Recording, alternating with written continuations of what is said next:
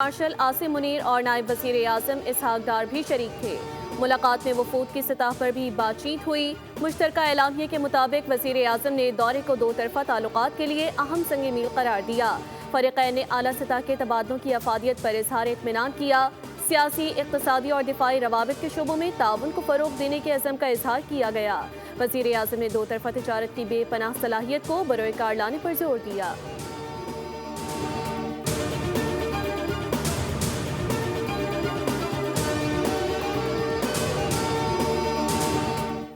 پاکستان وسط ایشیائی ریاستوں کے لیے قریب ترین راستہ فراہم کرتا ہے۔ قازقستان اپنی مصنوعات گوادر اور کراچی کے ذریعے برآمد کر سکتا ہے۔ وزیر اعظم شہباز شریف کا پاکستان قازقستان بزنس فورم سے خطاب۔ کہا خوشی ہے دونوں ممالک کے تاجروں کی بڑی تعداد فورم میں موجود ہے۔ قازقستان کے ساتھ ریل اور روڈ رابطے کو مزید مضبوط بنانا چاہتے ہیں۔ موجودہ تجارتی حجم $250 ملین ہے جو انتہائی کم ہے۔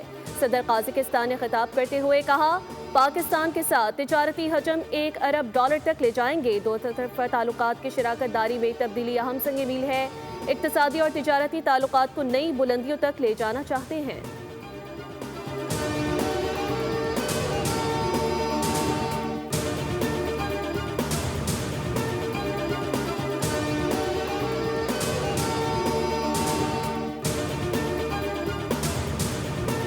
Historic moment in our relationship.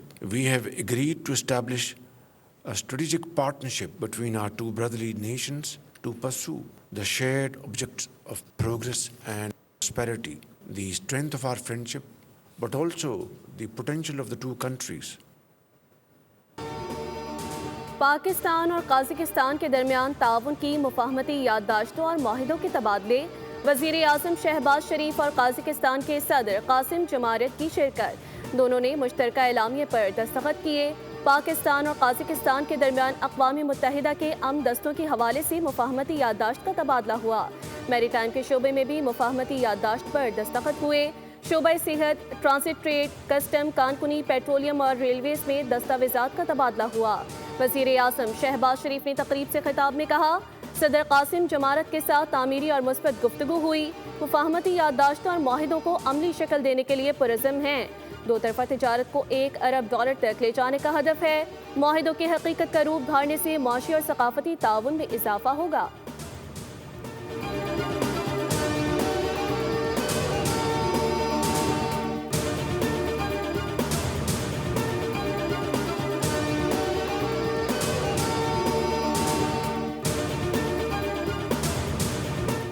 وزیر اعلیٰ پنجاب مریم نواز نے راجن پور میں الیکٹرک بس منصوبے کا افتتاح کر دیا۔ تقریب سے خطاب میں کہا راجن پور لاہور سے دور لیکن ہمارے دل کے قریب ہے۔ پسماندہ علاقوں کی ترقی ہماری ترجیح ہے۔ الزام لگتا ہے کہ سارا کام لاہور اور سینٹرل پنجاب میں ہوتا ہے۔ ایک گرین بس نے سیاسی جھوٹ کو پہیوں تلے رون دیا۔ الیکٹرک بسوں کا جال پورے صوبے میں پھیلایا جا رہا ہے۔ بہترین سفری سہولیات اب عوام کی دہلیز پر ہیں۔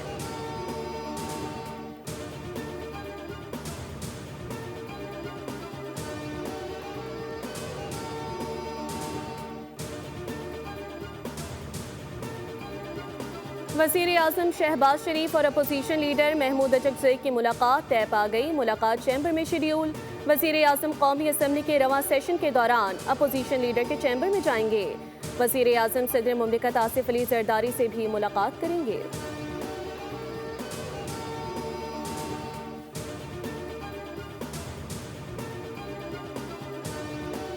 افغانستان میں چھوڑا گیا امریکی اسلحہ پاکستان میں دہشت گردی کے لیے استعمال ہو رہا ہے۔ امریکی اسلحہ سابق افغان فوج کی صلاحیت بڑھانے کے لیے دیا گیا تھا۔ سابق سربراہ چان سوپکو کے مطابق امریکی انخلا کے وقت افغانستان میں 3 لاکھ امریکی ہتھیار چھوڑے گئے۔ امریکی اسلحے کی دہشت گردوں کو دستیابی افغانستان کے تمام پڑوسیوں کے لیے خطرے کا باعث ہے۔ دہشت گردوں کی امریکی اسلحے تک رسائی چین، ایران اور پاکستان کے لیے سنگین خطرے کا باعث ہے۔ ٹی ٹی پی اور بی ایل اے کے دہشت گرد امریکی ساختہ رائفلز، مشین گنز اور اسنائپر ہتھیار استعمال کر رہے ہیں۔ گزشتہ سال امریکہ نے بی ایل اے کو دہشت گرد تنظیم قرار دیا تھا۔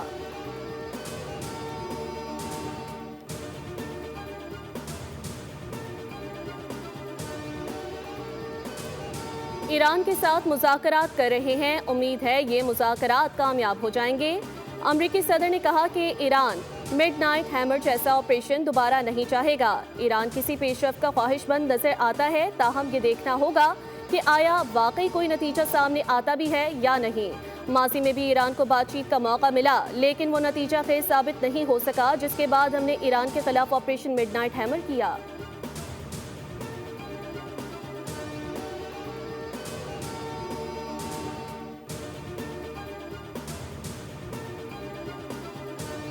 امریکہ ایران مذاکرات میں پاکستان کو شرکت کی باضابطہ دعوت، دفتر خارجہ نے تصدیق کر دی۔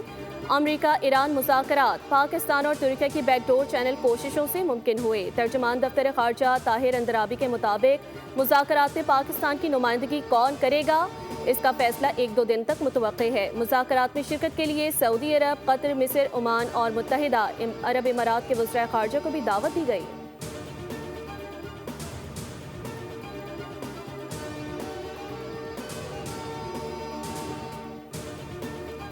پاکستان نے سعودی عرب کو موخر ادائیگیوں پر تیل کی سہولت کو مزید 1 سال کے لیے بڑھانے کی درخواست کر دی۔ درخواست میں کہا گیا کہ موخر ادائیگیوں پر تیل حاصل کرنے کے لیے کریڈٹ ٹائم کو 1 سال سے بڑھا کر 2 سال یا اس سے زائد کیا جائے۔ حکومت کی درخواست پر معاشی ٹیم اور سعودی حکام کے درمیان بات چیت جاری ہے، جو جلد فائنل ہونے کا امکان ہے۔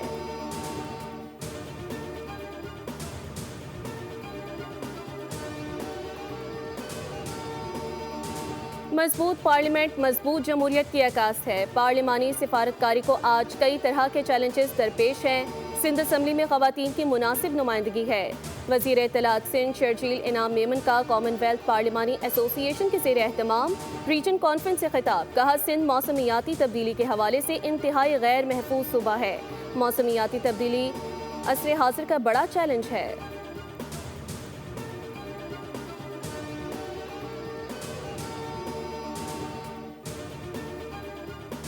سال رواں کے پہلے ماہ شہر قائد میں آتش زدگی کے 225 واقعات رونما ہوئے۔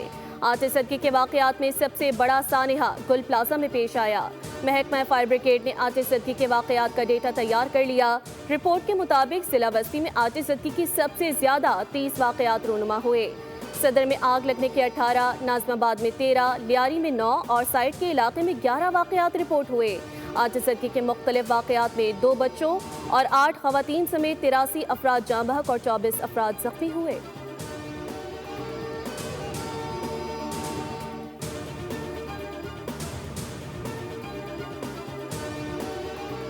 بیماریوں سے بچانے کا نظام ہیلتھ کیئر ہے۔ لوگوں کو بیماریوں سے بچانے کے لیے ویکسین بنیادی کڑی ہے۔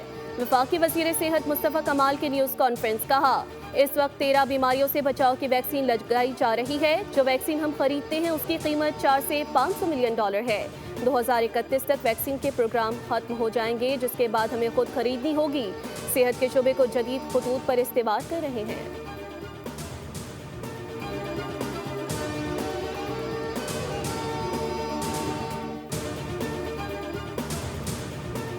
سونے کی ایک بار پھر اونچی اڑان، فی تولہ 14,800 روپے مہنگا ہو گیا۔ اضافے کے بعد قیمت 5,29,162 روپے ہو گئی۔ چاندی کی فی تولہ قیمت 109 روپے بڑھ کر 9,255 روپے ہو گئی۔